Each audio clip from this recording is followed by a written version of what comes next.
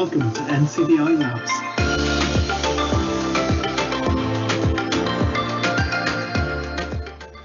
So you're very welcome to another live event from the Labs team here at NCBI, and we have a really strong panel with us today. I have to say, we've kind of tried to usurp some of the social media things that's been going on over the last week. You might have heard of the return of Cristiano, someone to one of a Manchester club. I think there's something about it somewhere in the media, but we have our own homecoming. We have Daniel Dunn is back with us. We're welcoming Daniel Dunn back to the live events team, and we're pretty sure that's going to break social media, where maybe the Cristiano Ronaldo story kind of laid the groundwork. Welcome back, Daniel. Thanks very much, Jude. I don't think I can live up to Ronaldo's feat, but sure, give it a shot anyways. As long as his jersey sales covers his wages. That's it. Yeah. How much are the jerseys going up again? Really ring to it, doesn't it? Excellent. So good to have you back on the show, Daniel. And of course, you heard the voice of Sean Dorn there as well. And we have JP Corcoran with us, our regular panelists too. So that's great. Hello, Hello, everybody. I think, JP, you've got a bit of stuff going on in the background, so we might hear you kind of dipping in and out today. Right, Jude, that's true, Jude. Yeah, but I'll be here. Jump in. Yeah, jump in whenever you can. Great. Very good. So for our event today, it's going to be a little bit different to usual. We are going to have a section a little bit later on about a particular piece of technology, similar to our usual live events. We're going to be talking about what's happening with FlickType. That's a great little keyboard solution from the App Store. It's on the App Store, or at least it was on the App Store. And Joe Lonergan is going to be back with us to talk about that a little bit later. You're very welcome as well, Joe. Good to have you with us on the show this week. Thanks, Jude. So we'll be checking back in with Joe a little bit later. But before that, we still have more introductions to make, because this week we have the opportunity to talk to Stephen Scott, who hosts RNIB's technology podcast, Tech Talk. You're very welcome to the show, Stephen. Oh, lovely to be here. Hi, everybody. Stephen, I know that you're a veteran of the podcast world, if you like. Does that mean old? Well, I was trying to avoid it, but you know, if you want to introduce yourself, that's interesting, because I was just going to say, I don't know how you feel about introductions. I always love the point where you get everybody else talking. You've got the introduction done, and you can introduce somebody else, and they can do some of the talking. That's like my high point of the week, I have to say. Yeah, that's true. Although I think most people will know only too well that I'm quite happy to open a microphone and not stop until someone says stop. So yeah, always kind of works for me. But yeah, I agree. I love to hear other people talk as well, despite what I've just said. I feel a little bit like this would work a bit differently if we were meeting in person. You know, the way you kind of you have to think about something interesting to say about everybody if you're meeting in person. This is Stephen, and he, wrote a paper on such and such, and this is Sean Dorn. Did you know that Sean Dorn, by the way, he is among the top 5 celebrities from Dundalk? Did you know that, Stephen? Well, I do now. I tell you what, the next time I'm in Dundalk, I will be looking this guy up. I'll be saying your name now. I've met you, Sean. It's me in the cores, and it's contentious. You in the cores. Where does Ronan Keating come from? Does he not count anywhere in this? He's Dublin, unfortunately. Oh well, there you go. Yeah, but he'd be straight in at number 1 if he was from Dundalk. Of course. Well, you think so? Above the cores? We're a little bit disappointed, to be honest, that Sean isn't number 1 on that list. But we've got to roll with it. Locally, he is. Yeah, absolutely. Unsung even by the cores. Yes. Even by the cores. That's something else. That is something else. Tell us, Stephen, you kind of gave us a little bit of your own intro there. You were saying if you've got an open mic, you're happy to talk. Give us a little bit more. You can be as aspirational as you want, because we're not going to get anybody fact checking this. So you can say pretty much whatever you like about yourself here, and it's just going to go out there on the airwaves. Well, don't worry. I've never in my life worried about fact checks. If I did, I wouldn't have a career. But no, I did. It's so weird when people ask me this, because it makes me think that it actually makes me remember that I've been in the radio business now for about 20 years. In fact, just gone 20 years actually, and that's scary considering the fact that when I started off life as a child, as often we do, and I started off with this, great aspiration to do something, but didn't really know what it would be, and got the opportunity one day to sit behind a microphone and at a hospital radio station actually, and just actually across the road from where I now live, and I had the chance to sit behind the mic, and I fell in love. I mean, some say it was the sound of my own voice. Possibly that was true. I don't know. But for me, I just kind of love. I think what I loved was the fact that I could talk and that nobody could shut me up at that point. I could speak and people would listen, whether they liked it or not. Especially in hospital radio, it's quite a captive audience. And it was one of those things where I kind of fell in love with it. And I remember going to school and telling people, I'm going to do radio. I'm going to do radio.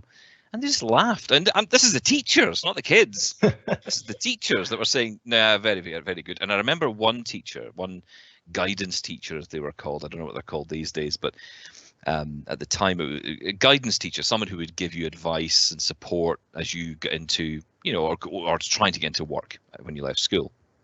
And I remember this guy sitting across the table from me saying, okay, what I'd do if I were you is I would learn how to type. Because, I'm thinking admin work, I'm thinking secretarial, and I was like, yeah, but I want to be on the radio. And he's like, yeah, but really, learn how to type and, learn to be, do admin stuff. So funnily enough, out of that, I try to look at things as positively as I can. Out of that, I did learn to touch type. And I have to say, that's been very useful. Yes, yeah. Far more interested in the French classes. And I just thought, this is great. I can now do this, but I kind of wanted to defy that attitude of this is what you're going to do. This is who you are. So therefore you do this. And I thought, no, I'm not going to be that. I'm not going to do what you want me to do or what you think I should do. I'm going to do this. And I had my heart set on it. Did I think in a month of Sundays it would become a career that would span 20 years? No, not at all. Even when I was in it, even when I was in a job working at radio, I thought I'd be lucky to get 5 years out of this before, let's be frank about it, commercial radio, where I was for many years, is not a lucrative business in terms of money. It's fine when you're single, fine when you stay with your parents. It's not good when you want your own house, you're getting married, you're thinking about kids. You can't possibly think radio is the answer because it's just not a lucrative business. And then an opportunity came up at the RNIB where they were looking to bring people on for a new radio station that was being created. It was already on air at the time, actually, when I joined. It was internet radio. And I remember at the time, people who I worked with saying, seriously, you're leaving commercial radio to go and work for the internet? Thinking you must be mad. But yeah, I did, and I thought, well, okay, let's try this. And something about it just said this works for me. It was visual impairment, it was radio, it was two things fused together. I think the interesting thing was, up until that point, and we're talking 2007 here, when I actually joined RNIB, it was interesting because up till that point, I had never really thought a huge amount about visual impairment. Yeah. It wasn't any, because although I was visually impaired, although I am visually impaired, you don't, because you're not in the environment to talk about it, you just don't. Yeah. So you feel quite, disassociated. Now, some say that's because I was partially sighted, so therefore I didn't have that, total blind experience thing going where, I could say, well, every day of my life, I do have to think about it a bit because of the nature of my life. I have a bit of vision, so therefore I basically used that to the fullest I could get. Maybe that's all true, but I know when I finally arrived at RNIB, I must admit it took me a while, but a couple of years in, I really kind of came to the place of, I think, accepting the person I was as a visually impaired person and accepting that as part of me, which kind of led me down this route of, okay, let's actually think about what visual impairment means to me, how it impacts me, and that led me to technology. And that's how this show came to life. Very interesting. So the thing of the kind of technology interest, wasn't something that was hand in hand with the desire to go out to radio at any point. That was something that came along afterwards. Oh yeah, I mean, my desire to do my career was interesting because it spanned a lot of different things, and I will say that's the joy of commercial radio for me, was that I was able to do a lot of different things. Commercial allows you to do that. I never really had a desire to go and work at the BBC. Lots of my friends did, but I just didn't see it as an opportunity for me, because to me, everyone felt that they were in their little boxes doing their little jobs, and that was it. Yeah. Whereas I could be in a commercial station, and if a computer broke down, I could go and fix it. If a microphone wasn't working, I could, figure out where the cables were going to plug it back in and make sure it was working. I could try sales, I could try anything really. The opportunities were all there for me, which was amazing. So yeah. I could do lots of different things, and I used that experience. I got as much out of that as I could. I wasn't getting paid much, so I may as well get some experience, right? And money wasn't really a big deal, because I was, thankfully at that time, early days anyway, working and living at home with my parents. Yeah. So it was cool. I could just do what I did. I could just live my life, and I could just enjoy this experience. But no, the technology thing, that came later. That came much later, and I think it came out of the career on air and specifically on air, of doing a kind of, hey, this is the hits and here's more hits kind of radio, which was terrible, but it paid the bills. I never really enjoyed it. I was never a music guy per se. I like music, I listen to it, but I listen to it like everybody else does. It's just like nice music. I'm not that into it. So I mean, most of the time I'd be going, who's this? What's this? Never heard of these people. What's right? Speaking really enthusiastically Who's about Rihanna? Oh, right, Rihanna. All right, is that a man or a woman? Someone explain this. And don't ask me who Dua Lipa is. I have no idea. That's a man, woman, child, group. I have no idea. Don't ask. Yeah, and exactly. Yeah. It's like you've just got to take what you can from the name and just exactly. Just hope for the best. Work from there, and probably get it wrong. But that was the thing. So I did that for a long time, and I got moved into news. A new program director took over the radio station. He said, Stephen, your voice just really suits news. It doesn't really suit our on-air style. Probably because I was complaining so much about the music, he didn't like it. So I said, okay, fine. So I went into news, and I had just enough vision at that point, thankfully, to be able to read bulletins on air. And I get really into this. And I'm not going to sit here and say I'm a world leading journalist, because I'm not by any stretch, but I got really into, working on news, developing stories. It felt very organic to me to learn that, and I was hungry to learn things. And then when the opportunity came up at RNIB, I started off, I had been doing lots and lots of early morning shifts on air for years, for a good couple of years. And when I got to RNIB, I said there was an opening for an afternoon program on air, and I thought, oh, this would be great. It'd be nice not to get up early in the morning. I could, have a bit of a nice early start, get up a bit later in the day, whatever. And of course, then I sit down with the boss, and he says to me, right, we want to give you the breakfast show. I'm like, no. Okay, but we want to move it forward 2 hours as well. Yeah, exactly. Let's start at 5 in the morning. And I'm thinking, oh God, here we go. So yeah, all right, fine. So I took it on. I did 9.5 years on air doing the morning show, which was essentially the newspaper reading program. And that was really exciting. I mean, we covered a lot of live events as well as covering the actual daily papers. And in that time, that's when I kind of gave myself sort of a pass to say, let's try something new. Let's try an hour-long talk show on the theme of technology. And this came about because I had seen the rise of technologies like the iPhone coming along and being more accessible, but mainstream, off the shelf. That was the key, off the shelf. And it made me think there must be other tools, there must be other equipment out there that you don't have to spend a mortgage to pay off. And as much as it's great to buy a Braille embosser that costs 10 grand, what if you don't have 10 grand? Is there an alternative option, right? Now, okay, maybe there isn't in that case, but what other technology is out there that could fulfill the same need, if not in the same way? So it got me to thinking, and then I got into this idea of maybe there's more to this, and I went to my boss and I said, I'd like to do an hour-long show every week on technology, and I want to call it Tech Talk. And he said, who's going to listen to that? And I said, well, look, we can make it interesting. he wasn't buying it. He was just thinking it's dry, it's a dull topic, no one's going to be interested. There wasn't a lot going on like this anywhere else really to talk about. So, you know, there weren't a lot of technology shows that you could compare it to. But he said, okay, tell you what, Tuesday night, 7 o'clock, that space is clear. You can have that hour. Don't muck it up. He didn't say muck, but you can, but it rhymes. And he said, so get on with it, basically. So I did. And I was given the opportunity. And it has now become, and it's almost in its 10th year, it has become one of the most listened to shows on the radio station, which is incredible when you think about it. And in fact, it is the most listened to, I think, but you know, I like to be a bit modest about it. Well done with that. That was excellently done. And listen, I have to say at this point, it's not about me.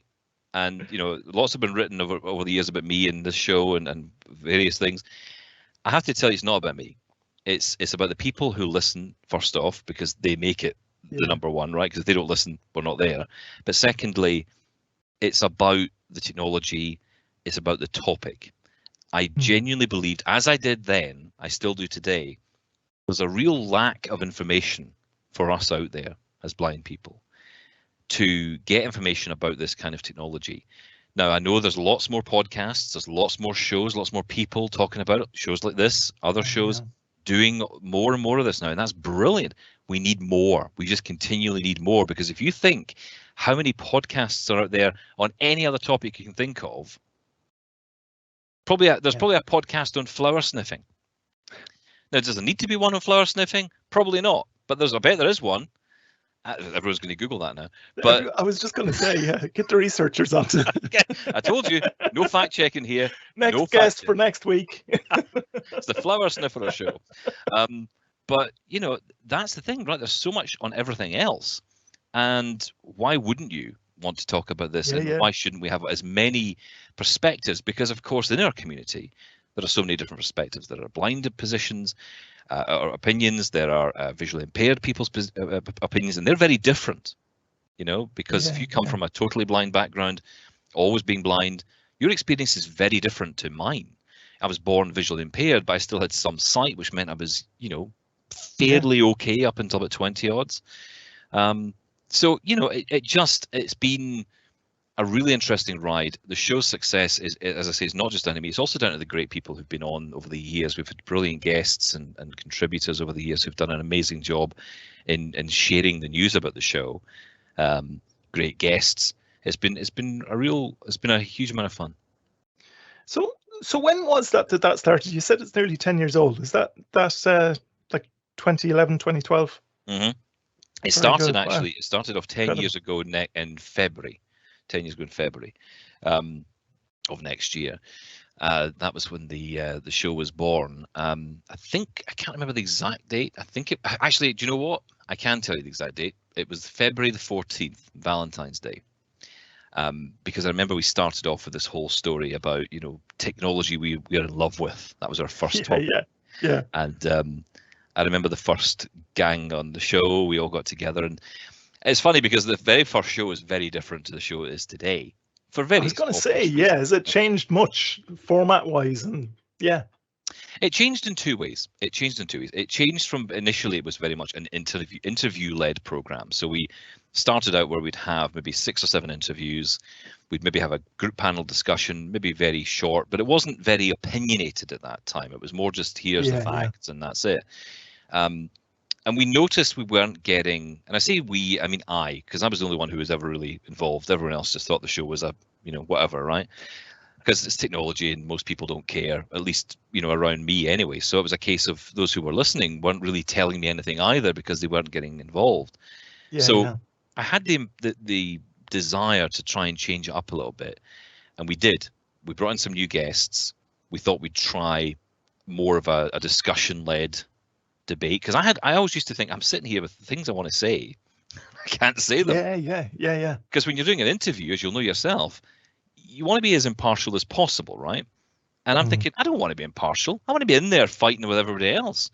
So I have to just, try this and see how we go. And, it either makes you extremely popular or not. I have thankfully no interest in being popular, so that works in my favor. So I say what I think. And the bottom line was, the show just exploded in popularity. Suddenly got so many more listeners downloading the podcast. We got more emails coming through, and that was a real marker for us of engagement. And people who still email today after all those years, from all over the world. I mean, you'll know this yourself. You get emails in, and you think, someone's listening in Israel. You don't right expect, now? Nothing else to be doing. I mean, you're listening in Israel. I remember this girl was writing to me. She was talking about how she would listen to the show every Sunday on our podcast. She would listen on a Sunday as she went for a morning run, and she lived in Israel. And in my head, I've just got this image of this girl running through Israel, listening to the show. It just seems so bizarre, doesn't it, that people can do that? But that's technology, right? That's what technology can It's incredible, isn't it? Yeah. It's actually one of the things that our chief technology officer often says, just that it's the biggest enabler for somebody with a vision impairment. And it is incredible just how much interaction people have with it, and how much, even if somebody has absolutely no interest in technology and it suddenly becomes relevant in this way, it's a very interesting subject to talk about suddenly. The thing that's changed for me, I think, in the past 5 years maybe, is that my view has changed a little bit. Where before it was always banging the drum for accessibility, and we absolutely need to and must continue doing that at every possible opportunity. And we must raise concerns about accessibility. We must talk about the challenges, because I still to this day find so many issues on the web, with the web especially. Actually, I find, as a JAWS user, the internet is, and it's not about JAWS. I just say that because that's the technology I use. But I still find myself being snookered, for a better word, want of a better word, with websites. I'm like, hang on, where am I? How am I here? And I can't even imagine going shopping online. I don't know who does it on a website. I'm on an app. If it's not on an app, I'm not interested, because I am not going to have to sit there and deal with this website.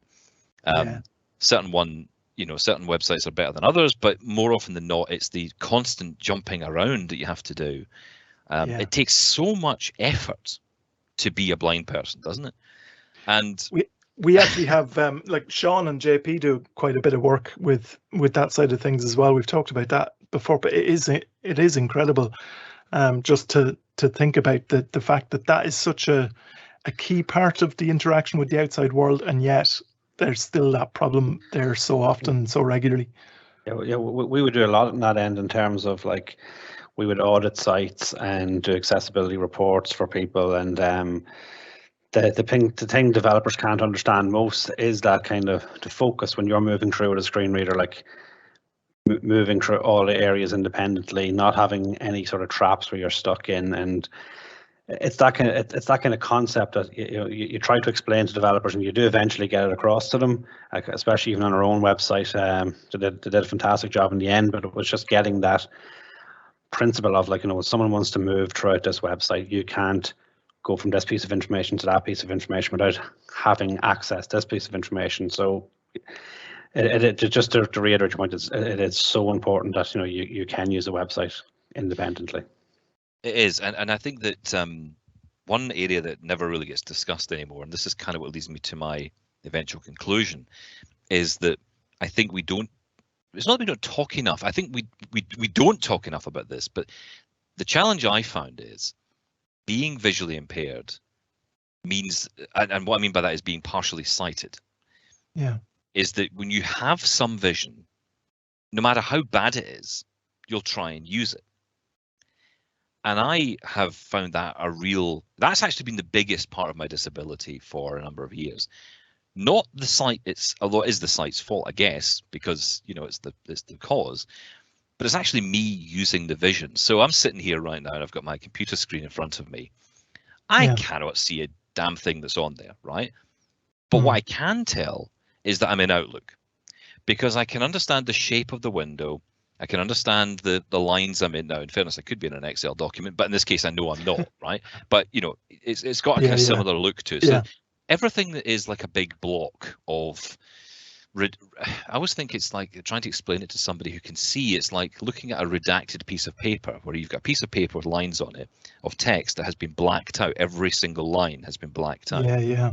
That's how I see most things, because I can't see any detail, but I can see the shape.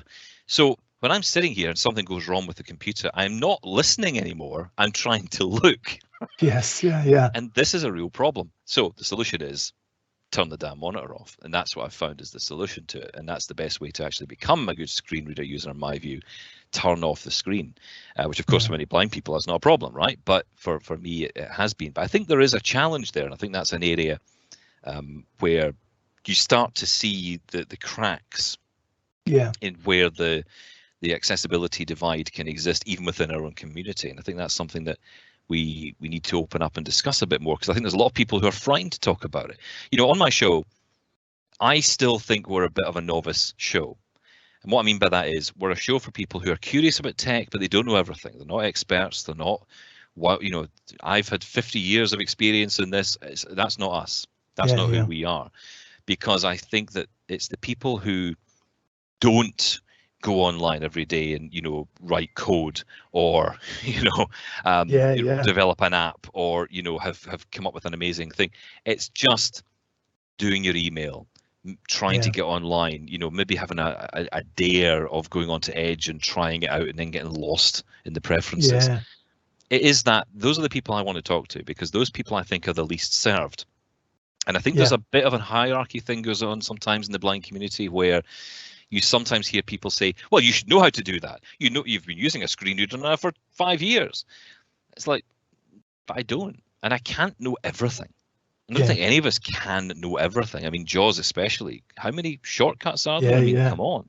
Absolutely. So it's a real challenge that we have to deal with. And I think we have to accept that. So that's what our show tries to do. It tries to be there. But my eventual conclusion out of all of this was that technology, you said earlier that it was about, you know, how enabling technology is for blind people, but how enabling it is for everybody. Truthfully. Yes, yeah. And how we've now got to start maybe turning the tables back, and we're starting to see this conversation emerge, which I think is good, because this will help us in the long run, where we're starting to see talk about accessibility features being beneficial to everybody. Not just blind people, not just disabled people, but actually everybody. So an example of this, a personal experience was I was on a train. I remember those days when I was on a train, and I can say I'm going to have to stop saying that joke because it's not going to apply anymore. But remember those days is going to be tomorrow, I think. Exactly. For us. Remember yesterday. Was going to be like yeah, exactly. Remember yesterday I was on that train. So yeah, I was on this train and wherever I was going, and there was a woman sitting across from me, and she was in real trouble with her phone, and she was saying to, I assume her daughter, friend, sister, I have no idea. She was saying, I just can't see this phone. I can't read this. Yeah. So I leaned across and I said, I hope you don't mind me interrupting, but I've just heard what you said, and I'm wondering, have you heard about the accessibility features? And she said, oh, I've seen that, but I don't go in there. That's not for me. Yeah, yeah. And I said, well, look, first off, you don't need a radar key to get in. It's, you know, it's open. You can go in, and it is for you. It's for anybody. I said, and in there, you'll see a feature called large print or large type. It was an Android phone. And she said, oh, yeah, I see that. I said, now, if you just move the little slider, oh, that's much better. I said, there you go. She said, oh, that's brilliant. How did I not do this before? She said, I can see this now. And you could tell that was going to make a big difference to her life. Now, she's not disabled. She's not visually impaired. She's not going to identify in any way as a disabled person. But that feature has helped her. Now, what is she going to do next? She's going to tell everybody about that feature. And that's going to mean that those people who listen to her will start thinking about this a bit differently. Rather than it being for that person over there, it's for you.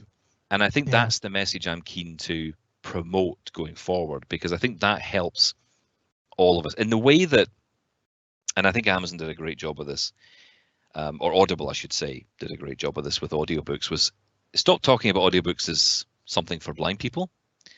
Talk about it as something for everyone. Yeah.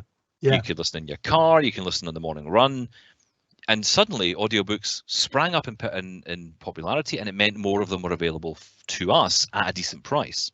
Now, of Yeah. course, we have the RNIB in the UK, so we've got free access to books, and that's all great. But the fact is that allowed a conversation to happen. That instead of it being for that group over there, it's for everybody. Yes. Now, of course, there are nuances to this, and I admit that it's not a perfect solution because Braille's not for everybody, right? That's a fact of life. Even the fact checker can sit back and relax on that one because it's not for everybody, right? It's for people who want to use Braille, who need Braille. And I strongly promote Braille, and I think Braille is very important, especially for young kids growing up today who are blind or partially sighted, even for partially sighted kids, actually. I was taught Braille at school only because I begged the teacher to teach me it. And she only got as far as grade 1 with me because she left the school. But it was never continued. And it was only ever seen for me as a hobby, not as a necessity, unlike my friends who were blind in school. And I found that quite interesting. And I think that's a mistake because as I've got older, I actually think now I could really have done with that. As much as touch typing was useful, Braille would have been incredible. It's interesting just hearing you talk about it. I mean, there's kind of a lot of different subjects we could talk about. There's just even the idea of the terminology that's kind of around some of those discussions now. There's this kind of this move towards instead of calling things accessible, it's more inclusive, and there's a lot of sense in something like that because it makes people approach it from that perspective of let's include everyone instead of just making something for one group of people and then kind of adapting it for somebody else. It's a more inclusive approach. It's quite an interesting discussion to have overall, but I kind of noticed from listening to some of your Tech Talk podcasts, the variety is actually there's a lot of variety in what you do talk about. There's room for these kind of discussions. That's very much kind of talking about the concept of it and where something should go and how things are developing.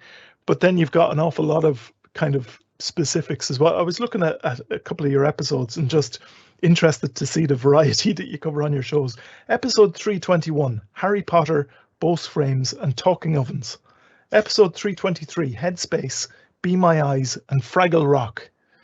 Now I have to say, that made me suddenly think, we are doing this all wrong if they can talk about Fraggle Rock. No, what you need is a good headline writer. That's what you need. You need somebody who can do good intros for that podcast. It's not me, I should say. But no, it's so good. But it's interesting, and a lot of that stems from the listeners. We get so many different emails in. Some of, and oftentimes I say it on air sometimes. I'll say, please do not bring up this topic because that will be the thread for the next 20 weeks of emails because we will just get people emailing because not everyone's listening all the time, right? So someone will pick up on it and go, oh. I mean, the one that got me was the Opticon. Somebody mentioned in an email about the Opticon, which I had never heard of because it predated me. And suddenly all these people, and then we ended up with like somebody wanted to sell one and then somebody wanted to buy it off them. And it was like, and we couldn't get them to connect for some reason. And we did, and then they fell out. And it was just like, it was like a soap opera. It was like Opticon Street. That could spawn about 3 or 4 other shows, couldn't it? Yeah. Really? The missing whatever happened to the Opticon, a documentary series. Yeah, I mean, it was just ridiculous. But, I love that fact. And I love that people feel, and I'll tell you the best experience I had. My wife and I were out. And I love my wife to bits. And, the one thing I love most is that she does not give a jot about what I do for a living. She just doesn't care. And I love that because, of course, she cares. That's the wrong words. But she doesn't listen. She doesn't really get involved that much. She is visually impaired. But she kind of just doesn't get involved in that side of it. Tech's not. Yeah. I mean, she uses tech, but, it's just another thing for her, right? And I love that because she doesn't engage. And trust me, I've dated listeners before. Not a good idea. For any of you guys who are thinking about it, you've had a nice email from someone. You think, oh, this sounds fun. Don't do it, and never eat cake. Never eat listening cake. That's brilliantly just inserted in there. Never eat cake. Never eat cake. I feel like you moved over that too quickly. But I could tell you a story, but let's we'll maybe save that for another time. I'll save that maybe if I give you too much, then you'll never let me. That'll be our Opticon. Exactly. That'll be the thing that we get emails in about for the next What thing did someone I give haven't you had that you months. never touched? Yeah, there's a question right there. Wow, that's gonna spawn a few emails. But you know, that was it. So because of that, she didn't get too involved in it, which was great, and it just meant that she could stay apart from it, and it grounded me, you know, for what I did. Yeah. Because, you know, and the thing and that was the thing. I could just talk about things that I felt were important. I mean, that's what I love about the show. We can just talk about whatever we want to talk about. We get criticized for everything. I get criticized for talking too much about one thing, not talking too much about the same thing. You know, I can't win no matter what I do, but I only have the hour a week with the guys, so you know, we can only do so much. But yeah, I love it, and I love the passion. That's what I was going to tell you. My wife and I were out, and we'd gone to, I think it was a Site Village exhibition, and she said, someone came up to me and they said, "I know your voice. You're Stephen Scott." And I said, "Yeah." And she said, "Well, I'll tell you, I completely disagree with you about Android phones. You know, Android phones are great. You slam them every week, but you know what? They are great, and I love my Android phone. This is," and she pulls out her phone and she proceeds to show me this phone and tell me it's the best phone ever. And I said, yeah. And she says, "Anyway, that's that, and love your show, but goodbye." And off she goes. And my wife said, "That was so abrupt." And I said, "Can I tell you something? That is the best response you could ever ask for in the career I have." Because what that person thought was, I never got her name because she just went away. Engagement, yeah. She just walked up. She thought she knew me. She felt she could just walk up and say that. Yeah. Because she felt so close on the podcast. And that's the thing. You kind of, in that moment, realize the power in what you say, the power of the importance of what you say. When you talk about products, you realize people are, you know, heading off to Amazon and having a look and saying, okay. And you have to be careful, you know. I think I've cost some people a lot of money over the years, and I apologize for that. But, you know, at the same time, the tech is great, so why wouldn't you? It's the balance as well, isn't it? It's like that thing of trying to let people know what's out there, recognizing that it's not necessarily going to be the right thing for everybody, but it works in such and such a circumstance, and being able to say that freely without somebody necessarily, you know, spending a fortune on something just because it works for you as well, I guess. Well, that's a big discussion on our show, and it comes up a lot. And I try and temper it, because you could honestly have this discussion for the rest of your life. Yeah, and that I heard this on one of your shows recently. You married into money, didn't you? Oh, I did. Yes, I did. I married into money. I think my wife would disagree with that. I think she thinks she's married into money, but I keep telling her there isn't any. But no, it's funny that the conversation that comes up time and time again is actually the whole genesis of the show, which is specialist versus mainstream technology.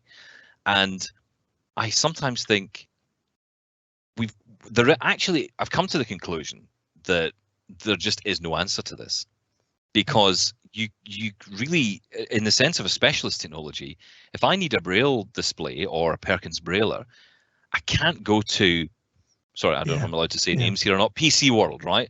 There, I said it. You can't go to PC World and buy a Braille display. That's just the way it is. You've got to go to a specialist supplier. You're going to spend more money on it. That's the way it is. Yeah. So therefore, you can't really put that up against an iPhone or a tablet, can you? You just can't. It doesn't make sense to do that.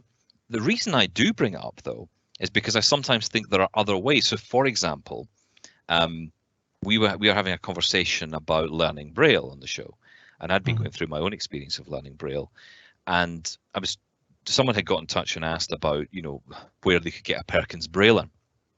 And I said, well, I think if you first off, check with your social work side, local social work, maybe charities might have one or two lying around before you go out and buy one, right? Yeah. I said, but also there's an app on the PC. I think it's only on the PC, called Perky Duck. I'm not making this up. And it's an app where you can load it up and you can essentially use it like a notepad. It's like a notepad program for Braille. And you just use the DSF and JKL keys as your Braille keys, right? Yeah. And the amount of emails I got from people saying, "Yeah, you're doing this down, and people should be using Braille properly and not using apps and blah blah." And I'm like, guys, do you really want somebody to spend an absolute fortune on a piece of kit they may not want to use, or instead let them learn how to use this thing first? If they think the language is right for them, they'll continue to learn it. And if they do, then at which point you'll actually make the investment. But at least then it's based on something rather than just, oh, wouldn't it be nice too? Yeah. And that's the difference. Yeah. I think that's where I get into. It's not so much the technology is absolutely necessary for those who need it, but we have to, as an individual, on an individual basis, figure out whether or not that specialist technology is right for you. That's where I see the conversation start and probably end, because I've had this conversation for 10 years and I'm getting tired of it. It's just like, come on. We know, right? Technology is expensive, and we all have our gripes about that. Some of this stuff is very expensive, but then there are understandable reasons why in some cases. Yeah. But then I'm sure others would disagree with that, and that's fine.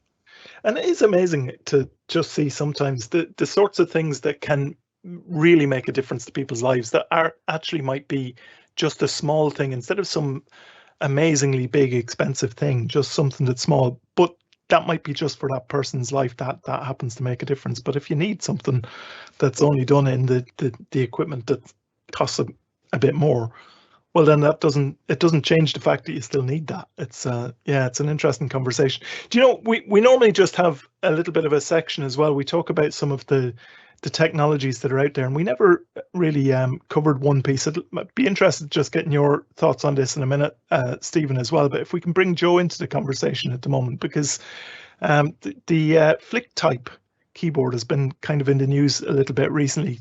Now, for anybody who doesn't know what FlickType actually is or didn't get a chance to use it, Joe, could you just maybe give us a bit of an idea of what FlickType is or was? Well, FlickType was hi everybody, first of all. Hi Stephen, welcome to the show. Oh, thank you. Yeah, well, FlickType was a keyboard that was introduced years ago on the iPhone for visually impaired and blind people. They helped them type a lot quicker than the regular keyboard. So as you might know, using the regular keyboard can be slow, and it can, some people take people a while to learn to use it, and trying to delete words can be difficult, and edit text messages can be difficult.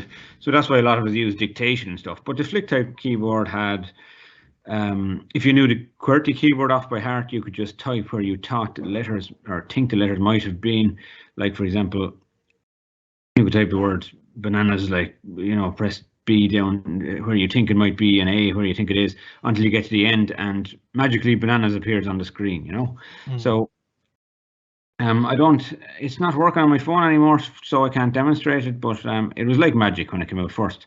The only drawback was you had to go into the Flexi app. When it used to be known as Flexi, you had to go into the Flexi app and copy the text into a text message.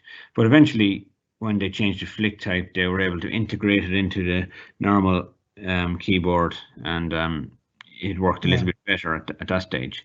And it went through a few different phases at the start. I think it was free at the start, and then they tried to sell it for something like, I don't remember the prices, but we'll say, for example, it's something like $3.99, and then they tried a subscription fee so that people could subscribe to it every year for a very low fee, but then they got rid of it again and it went free again.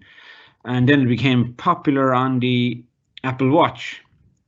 And the reason it became popular on the Apple Watch, for the same reasons again, it's such a small screen that they had this innovative app for typing on the small screen, and Flexi done a great job on the Apple Watch. So it became popular for sighted and blind people. But recently, as you might have seen on Twitter and in other news sources, that the man who invented FlickType and Flexi keyboard, he has come across some barriers on the App Store, and he said he had to jump through too many hurdles, and he called it on the App Store, he called it abuse from Apple, and he says he can no longer provide the app for us blind and visually impaired people who like using it, and he had to be taken off the App Store. So that's where we're at the moment with FlickType keyboard. Hopefully I've given you a good description of it there, but generally I used to find it a good app. Sometimes I used it. A lot of the time I used dictation, but sometimes I did use the app. I thought it was quite good. Yeah. Were you a user of that, Stephen? I didn't use it very much. It's funny because Sean Priest, who does the double tap show I do for the AMI Audio in Canada. Quick plug. Cheeky plug in there. Great show, by the way, Stephen. Oh, thank you very much. I don't hear that very often, trust me. There you are, a quick plug and endorsement at the same Well, there time. you go. Who can argue with that? But funny enough, Sean always told me to use it. He would say, use this app, and I'd say, yeah, because whenever Sean says do something, I think there must be something wrong with it. So I tend to avoid it. But actually, this app, I did try a couple of times. I did like, and I think my favorite bit of it was the Apple Watch part. I just kind of going back to my point about technology for everyone. This would have been, I think, different people have different views on this, and we did argue about this last week. Yeah. But I actually think that this would have been a great company to be bought by Apple. Now, I know that maybe the developer wouldn't have been too keen on that. I don't know. Mind you, if you give me 1.2 million quid for something, I'll look the other way for 5 minutes.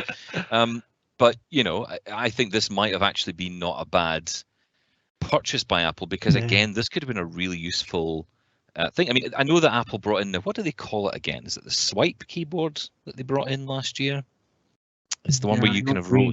It's not called swipe, I don't think. No, I can't remember the name of it, but it's because you've got different methods of typing, and you've got this new keyboard where you can drag your finger across the screen and do it that way.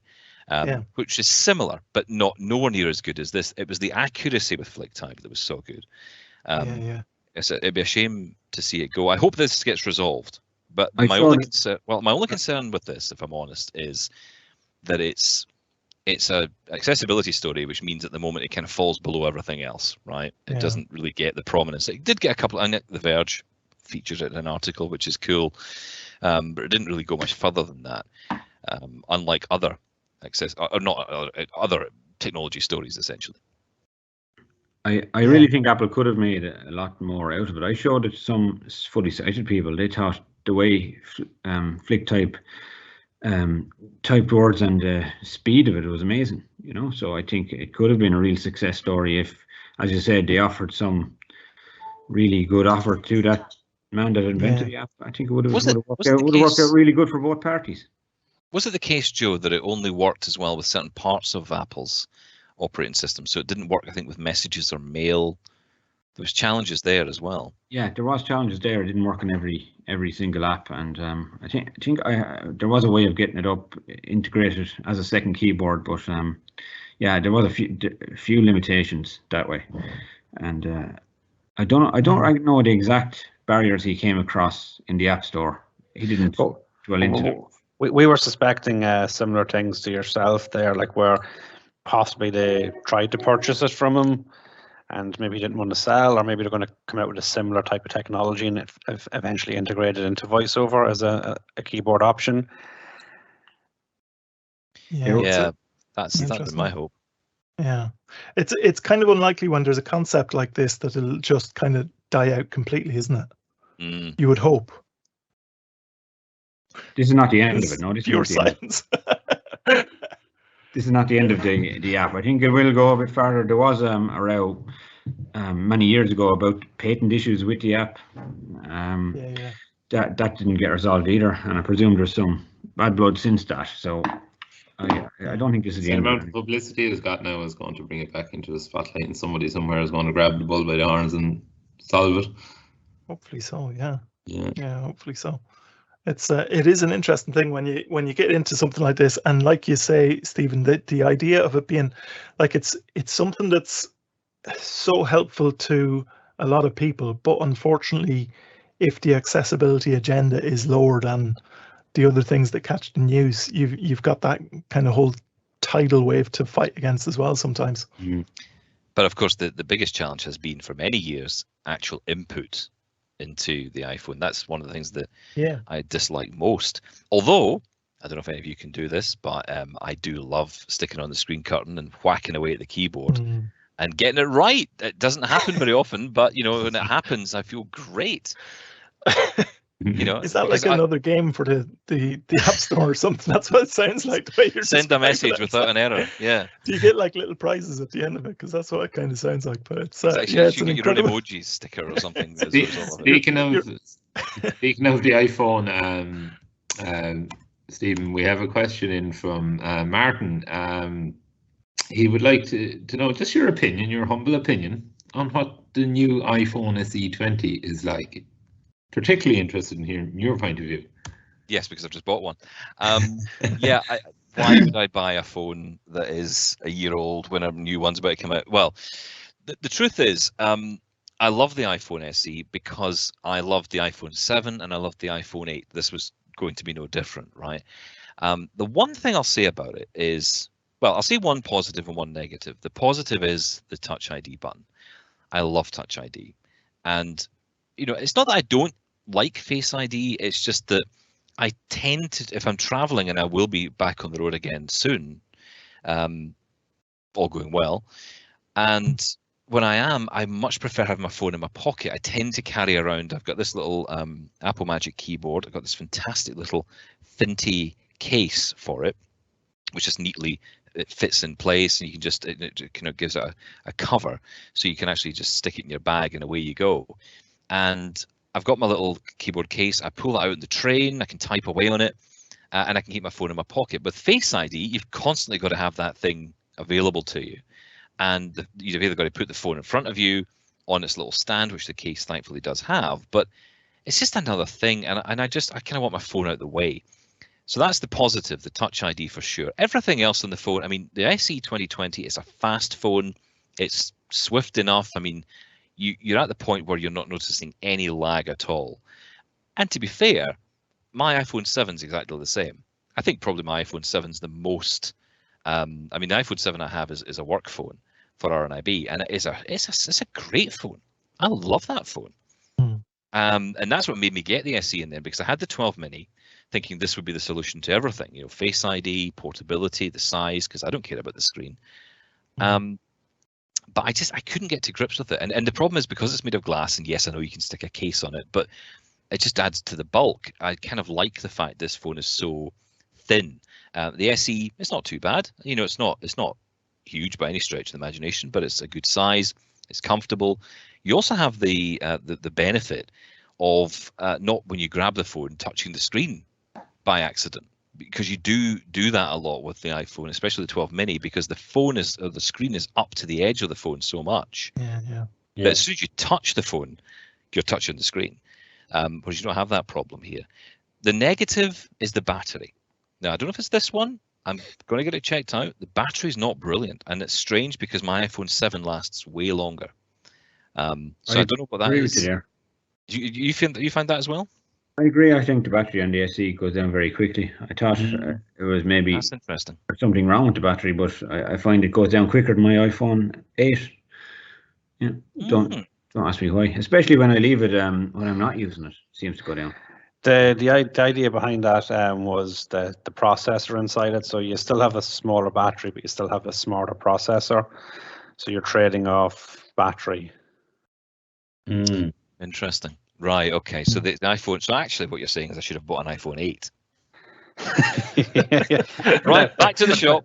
But then you're trading processor for battery just in reverse. So it's an ever tilting scale of what side of performance you want.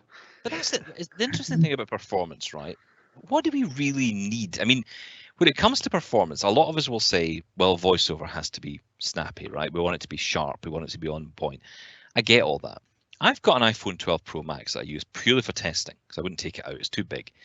But I use it for my that's my test device. And that iPhone 12 Pro is a great phone, but it's no more snappy than my iPhone 7. Yeah. And that's a 7, right? So, I mean, when it comes to what am I needing this thing to do? I'm not doing computational work that I know of. Maybe the phone is, but I'm not doing any. I'm sending a text. You know, as long as the text gets there, then I'm quite happy. Yeah. That's not even down to the phone, that's down to the network. So, you know. When you finish testing the iPhone 12, what's your plans for it? Just are you interested, are you? Do you know what I do? I have this thing that I do, and the Apple Store must love me for it, because I just take it back to the Apple Store and say, right, take that off me and give me whatever the new thing is. And we just kind of go with that. It's just an endless recycling that's going on at the moment. They must love me. That little robot at the back that does all the disemboweling or whatever goes on. It's having a great time. I tell you, I love the subjects that we're just not able to talk about today. The little things that you've thrown into conversations here. The robot at the back that does all the disemboweling is definitely a whole show in itself. I want to meet this robot because I'm not convinced that it actually exists in the store when I go in, because they talk about it as if it's just sitting in the back, ripping the guts out of your iPhone when you take it in. I just don't believe that's true. I think that's a lie. I think there's something not adding up there. I tell you, it's been brilliant talking to you, Stephen, through the show, and it's really good to just get you. You've definitely got that new approach, the opinion approach down pat. It's absolutely perfect. It's great. It gets me into all kinds of trouble, let me tell you. But the great thing is we've got a disclaimer here all the time. We can just say that was Stephen Scott from RNIB Tech Talk who said that. That's great. It's brilliant for us. Can I just say thank you so much for the opportunity to come on? I mean that, and it's great. I love coming on and getting a chance to talk. I mean, I as you can probably tell, I could sit here for another 10 hours. I'm always happy to talk. So yeah. Well, you know what? Just before you go, there's one thing that we'd love to ask you. And it's probably is way too big a question for the few minutes that we've got left. But just to kind of round up, what would you say through the whole time that you've been doing the Tech Talk? What would you say would have been the biggest, most impressive piece of technology, or the biggest game changer in technology through that time, do you reckon? Wow. I think the short answer is iPhone, and everybody knows. I just hear the groan immediately. Oh, of course, it's always the iPhone. But it was, and it wasn't the phone itself. That's the thing. The phone itself, initially, if you remember way back then, it wasn't that brilliant. It was just a phone. You could do text messages, maybe the odd thing. It's when the App Store came along, that's when it all changed. And it gave the phone so much ability. I can do so much on this device. I can't imagine a world now without an iPhone, because I can't imagine being able to say, right, I'm sitting in front of my PC, I've got JAWS loaded up, which I could have had those years ago. I need to go onto Amazon to look at, do a bit of shopping or whatever, and having to do all that on there. Whereas now I can just say, do you know what, this is so much easier over here, because the nature of this is so much easier. And the irony about all this is, as much as I say the iPhone, on day one when the iPhone was announced, myself and I know many other blind people went, oh no, not touch screen. Yeah. We all just thought that, I mean, and actually you have to sometimes put that perspective in place, right? You have to say, well, remember that day when we all sat and thought, this is it. We are out. I thought that was it for me. I thought, I don't know how I'm going to use a touch screen in the future. I genuinely worried about it because I thought, I can't use this. This is going to be impossible. And then thankfully, accessibility was brought in, not in the first iteration, but it did come in, and then the same's happened with Google and Android. Now, I make jokes about Android all the time. I say, Android, is that still a thing? That kind of thing. But no, honestly, I love Android. It's great. We'll have to have you back for our. We had an Android versus iOS debate last year. Oh God, it was It didn't quite get heated, but it was just always on the edge of that thing of. Yeah, this could really descend into a brawl here if we're not careful. The only and thing that's why we want to have a sequel, to be honest. Well, I'll leave on this point and say the only thing I find about Android is that using an Android phone to me is like your finger is on an ice skating rink on the screen. It's just and someone who's not very good at being on an ice rink. In that case, because you're literally all over the place. This thing is just talking at you. Things aren't working. Things are working. I've never understood how the Android thing fully works. But and obviously it works the same in a lot of ways, the same way to Apple, especially these days. But it's just got a different approach to it, and I think I just haven't quite got to grips with it. But the truth is, I'm an Apple guy. I was an Apple guy years ago. I'll always be an Apple guy until they really irritate me. And that's it, so I can't sit here and say I'm going to switch to Android and that everything's going to be great, because that's not me. But then other people will say that and they're right to, because that's what they've come from. They would never go to Apple for the same reasons maybe that I wouldn't go to Android. So, I think it is an interesting debate, but, truthfully, I think both are on a par now. I agree. When you say the iPhone was a game changer, how about smart speakers? Where do they come in your line of game changers, and Apple HomePod Mini and things like that? Well, I mean, HomePod Mini, it's a nice speaker, but it's not a smart speaker. I mean, there's nothing smart about it. I mean, she can tell you the name of the song. It's not, I wouldn't say it's the greatest. I think the Echo is by far the best smart speaker out there. Again, it's a bit like the iPhone in the sense that, I think the Google Home is a great device, but what it misses is some kind of store where you can get skills from, like you can with the Echo. It's all about the store or the app store or the skills store that comes with it. And unfortunately for the Google Home, and especially the HomePod Mini, which has never really been sold as an Echo equivalent, because it's really just about the music, I guess. And hopefully they'll improve that one day. But I think the Echo has really kind of made itself the number one for me. And I think it's a brilliant piece of kit. As a game changer, yeah, I think... So I do think it's a game changer without a doubt, but I think it's more about the fact that this was the first time we saw a piece of technology come along which only required your voice. You could speak to the air and you could just get a response. And, it did make things way more interesting in the computing space. I think that's where computing will go. I've also got some other ideas as to where computing will go in the next 10, 15 years, but we'll I'll tell we'll you have to have a sequel. Come back, yeah, exactly. We'll have to have a sequel, yeah, definitely. And we'll have to have another of our if big you let debates. me hear an open mic, I will talk. So I did warn you. This must be the benefit of recording a program is great because you can edit stuff out, can't you? It's great. You can just take all pull my it back stuff, down into everything out. That's the best bit. Well, it's been a pleasure to talk to you, Stephen. It's been really interesting, and really appreciate you coming on the show. We'll definitely have you back if you're available at some point. We'll have you back for one of the big debates. I think we need to have one of those again, and we'll put you on one side and maybe the whole team on the other side. I think that'll probably be the best way. It's like my school days trying to play football all over again.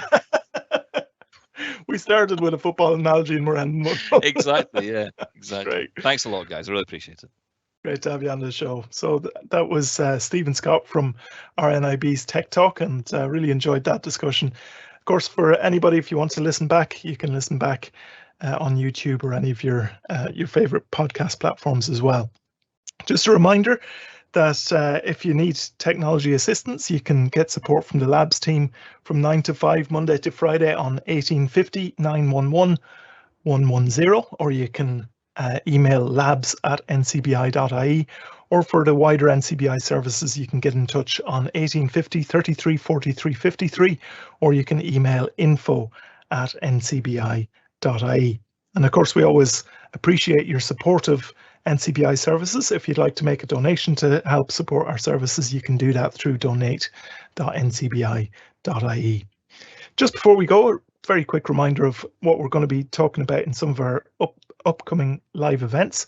We haven't really touched on a comparison of different CCTVs and the kind of differences between some of the more modern versions as well. So we're going to do that in one of our upcoming shows. We're also going to be talking about the Amazon show, and we're going to be talking about smart glasses as well, the various different types that are out there, what qualifies as smart glasses too, and really what you can get out of those, and which ones will suit the different jobs best as well. So we'll look forward to that in our coming live events. A reminder that our next live event is on Tuesday, September 14th at the usual time of 2:30 p.m. And if you want to stay up to date with what's happening on our live events as well as plenty more, you can subscribe to our newsletter on our website, or you can email us again at labs@ncbi.ie if you'd like to do that. So all that's left for me to do today is to thank our guests, Joe Lonergan and Stephen Scott, and of course thanks to everyone listening in as well. And from Sean, JP, Daniel and myself, goodbye for now, and we look forward to having you all back with us soon for another NCBI Labs live event.